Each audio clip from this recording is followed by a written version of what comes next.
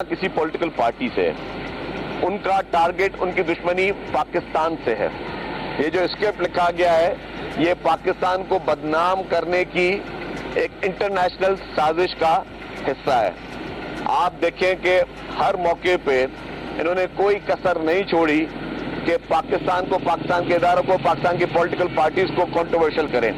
और ज़ाहिर है अगर खुदा ना खासा अगर उनमें से कोई भी चीज़ कमज़ोर होती है तो मुल्क कमज़ोर हो। अल्हम्दुलिल्लाह हमारे तमाम इदारे मजबूत हैं, कोई इनकी साजिश से कमज़ोर नहीं होंगे। पॉलिटिकल पार्टीज़ जो इनकी मुखालिफ पॉलिटिकल पार्टीज़ हैं या इनकी कॉम्पिटिटर पॉलिटिकल पार्टीज़ हैं उनके भी हौसले बुलंद हैं, कोई भी इनके डर में या इनके खौफ में नहीं है। लेकिन इन्होंने जो साजिश इस वक्त की हुई है वो इंटरनेशनली पाकिस्तान को वीक करने के लिए इन्होंने अरबों रुपए वो लॉबियस्ट को दिए हुए।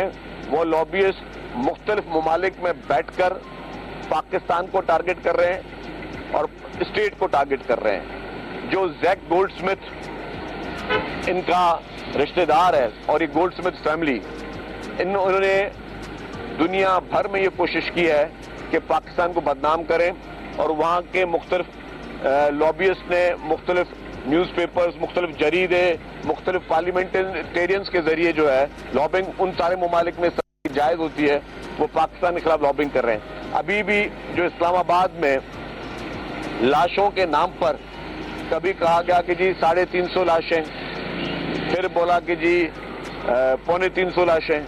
मतलब आप ये देखें कि आप लोगों को आप झूठ से ये उस तरह का प्रोपेगेंडा करते ताकि वो पूरी इंटरनेशनली उसको हाईलाइट हो। तो इनका पूरा जो ये नेटवर्क है वो डिजिटली ये कोशिश करते हैं कि इंगेज करें और पूरी दुनिया में पाकिस्तान को कंट्रोवर्शियल करने की कोशिश करते हैं। अनफॉर्चुनेटली पीटीआई की लीडरशिप का सिर्फ एक ही गोल है, वो है कि मुल्क में अनारकी फैले, मुल्क में खुदा न खासा चीज़ों को कंट्रोवर्शियल किया जाए। आज तक पाकिस्तान की हिस्ट्री में मुख्तलिफ पॉलिटिकल पार्टीज की गवर्नमेंट गई, मुख्तलिफ पॉलिटिकल पार्टीज की लीडरशिप ने जो है वो कैदोबंद की जेलें, कैदोबंद की सोबतें बर्दाश्त की, लेकिन कैदोबंद की सोबतें बर्दाश्त की, लेकिन पाकिस्तान के लिए, कौम के लिए किसी ने बुरा नहीं सोचा।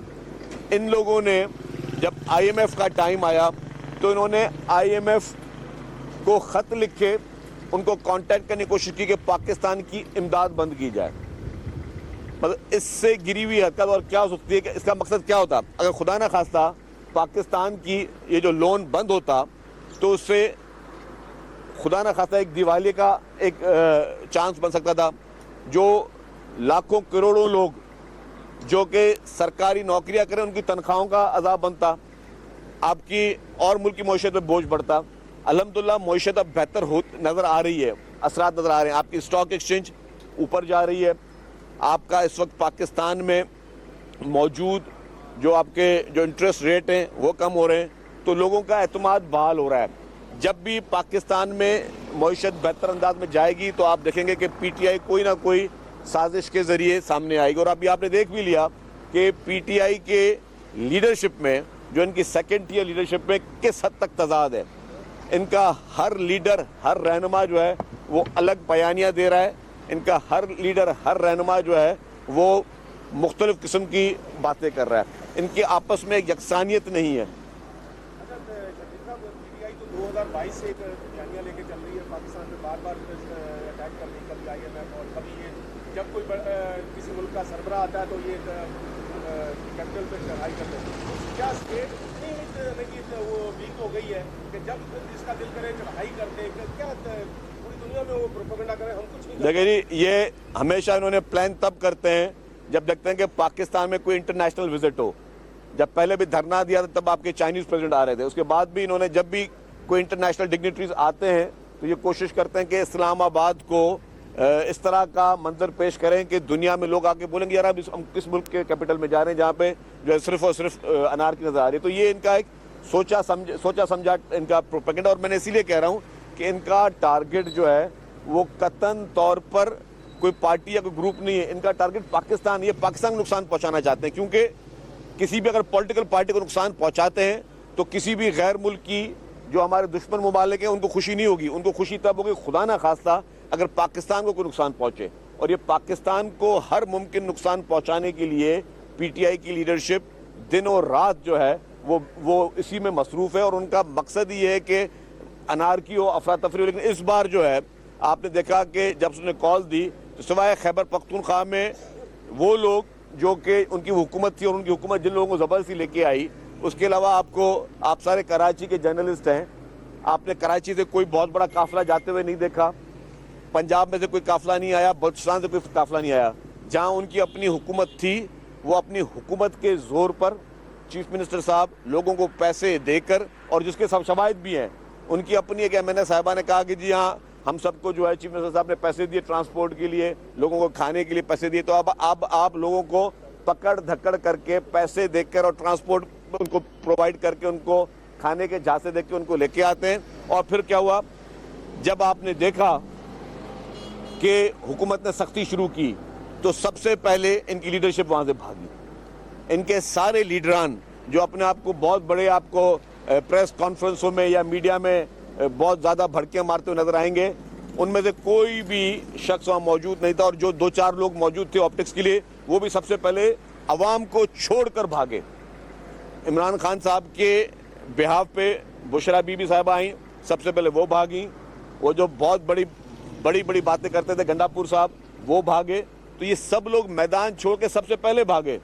تو یہ ہے ان کی کمٹمنٹ، یہ ہے ان کی عوام کے ساتھ جو بات چیت کی۔ گنڈاپور صاحب نے پچھلے دنوں ایک تقریر کرتے ہوئے کہا کہ 12 چنار کے واقعات سینکڑوں لوگ مرتے ہیں، جو بتاتا ہے وہ غدار ہے، جو حکومت کے خلاف نعرہ لگاتا ہے یا حکومت کے خلاف کوئی کارروائی کرتا ہے وہ غدار ہے، لیکن وہ خود جب پاکستان کی کیپٹل پر حملہ کرتے تو یہ کیا ہے؟ اچھا، اب میں آپ کو 12 چنار والی بات پہ کہہ دوں، گنڈاپور صاحب نے کسی اسمبلی کے فلور پہ شاید ایک بڑی تقریر کی، اور تقریر میں کہا کہ ہم لڑیں گے، ہم کمزور نہیں ہیں، ہمارے پاس ہتھیار بھی ہیں، ہمارے پاس پیسہ بھی ہے، یہی لفظ تھے ان کے کہ ہمارے پاس ہتھیار بھی ہیں، ہمارے پاس پیسہ بھی، ہم لڑیں گے۔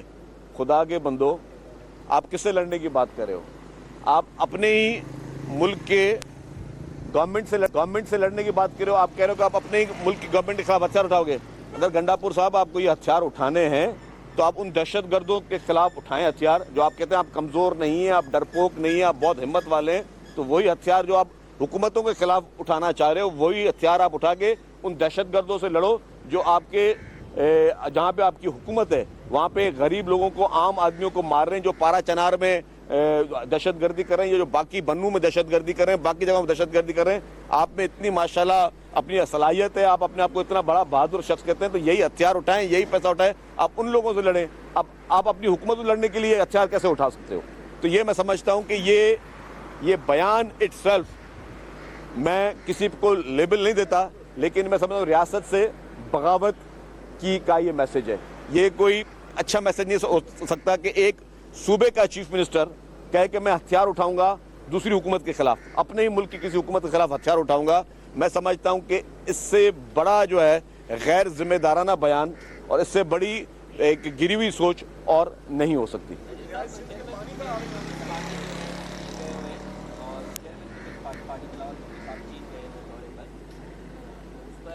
اچھا جی، اور بات کریں سر، اس وقت جو پانی کے حوالے سے بتا دیں کہ یہ دریا سندھ کے پانی کا کیا بالکل مسئلہ ہوتا ہے؟ دیکھیے 2 سال کے بعد دیکھیے جی، پانی کے ایشو پہ چیف منسٹر صاحب نے ایک اپنی کلیئر پالیسی دی ہے، چیئرمین پیپلز پارٹی صاحب نے جو ہے چیئرمین صاحب نے وہ بھی اپنی ایک پالیسی کلیئر دے دی ہے، تو پیپلز پارٹی کا موقف جو ہے وہ اٹل ہے۔ اچھا، پی ٹی آئی وزیر اطلاعات